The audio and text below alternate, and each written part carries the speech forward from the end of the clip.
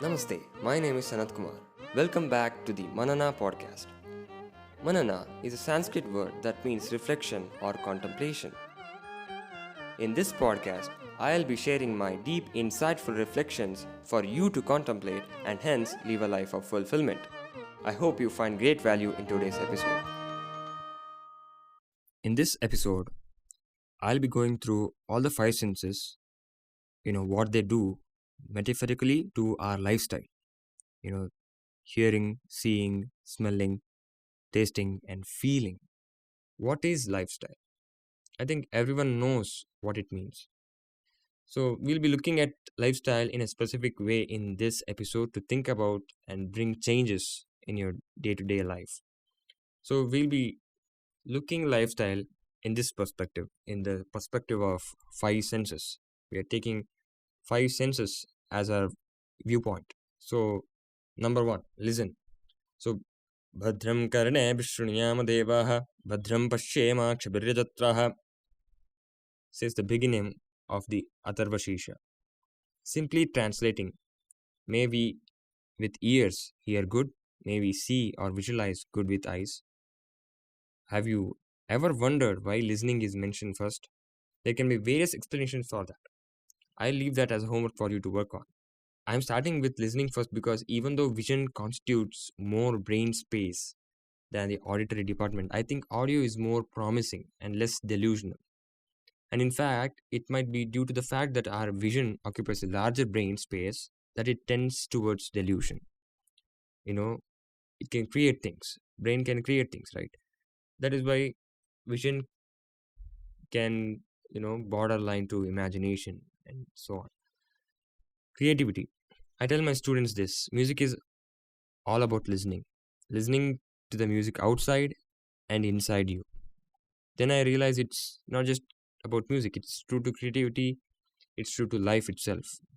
And listening gives an opportunity to introspect. When you're speaking to someone else, listen not only to what the other person is saying, but also listen to your own words. You may discover various flaws or even interests you have by listening to what you speak. When you listen to yourself speak, what you're essentially doing is giving yourself an opportunity to introspect and contemplate. I think this has happened to you also. Many a times you say something that is contradictory to what you have said a few minutes ago.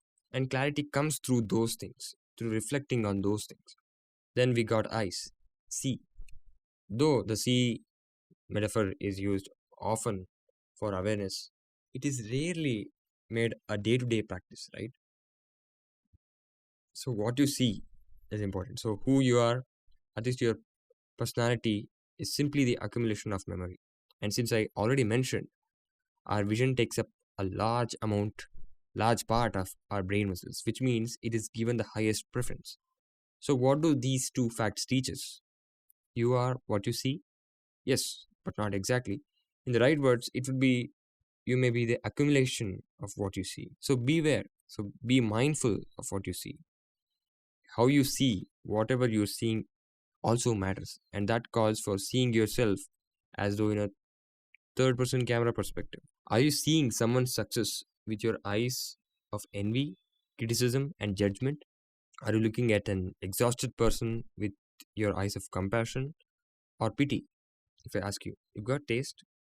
Of course, you probably understood what I'm trying to say because I've seen people who do not have their own taste, own personalities.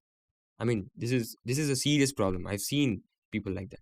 Sure, we are the amalgamation of various influences, but we should not be alike any of our influences, totally.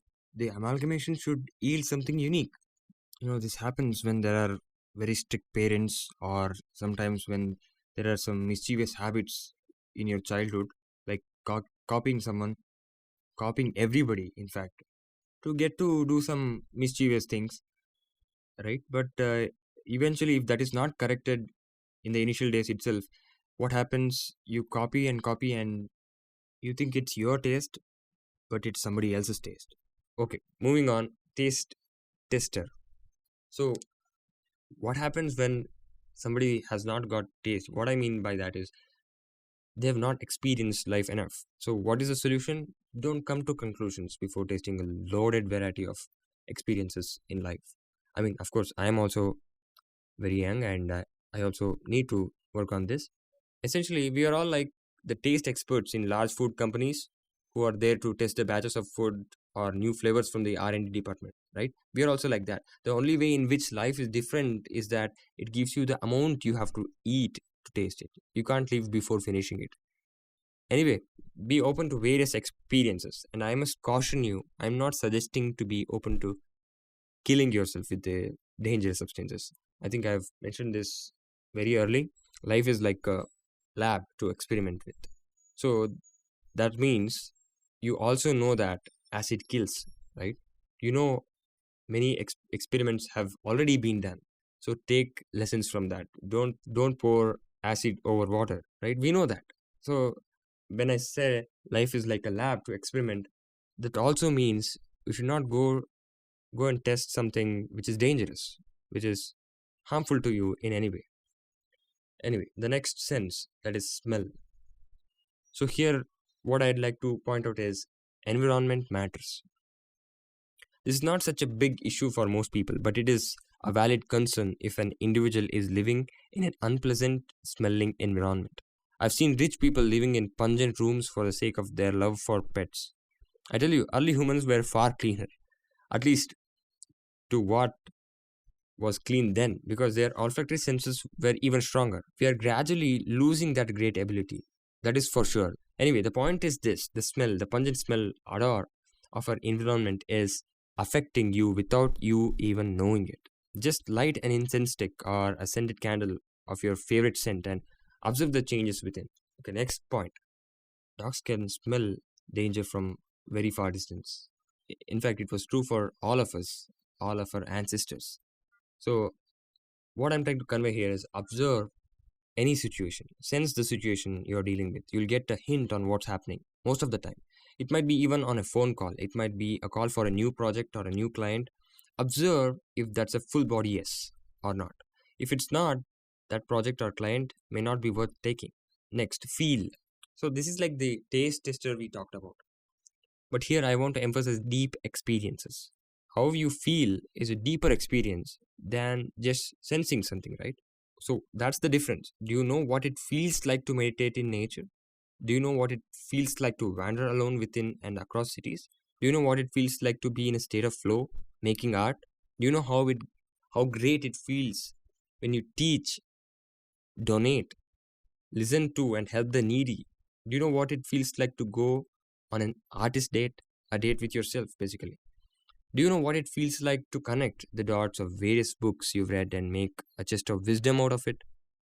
Do you know how great it feels like to wake up at 5 a.m. or 4:30 even? Do you know how it feels to consistently exercise? Do you know how it feels to tell the truth even under hard circumstances? Do you know how it feels to question your life choices and have the courage to change course even though it is unconventional? I'm talking about these things. These are what you feel, these are experiences. And the next aspect is within. Observe how you feel within in all situations. Get more mindful. Every activity is an opportunity to observe how you feel. Keeping all these in mind, sit calmly and reflect on your current lifestyle. And then redesign it. I hope you received excellent value in today's episode. To know more, head over to sanatkumarnebi.com, and if you haven't already, check out my book, The Flower of Fulfillment. Thank you for listening, and I wish you have a great day.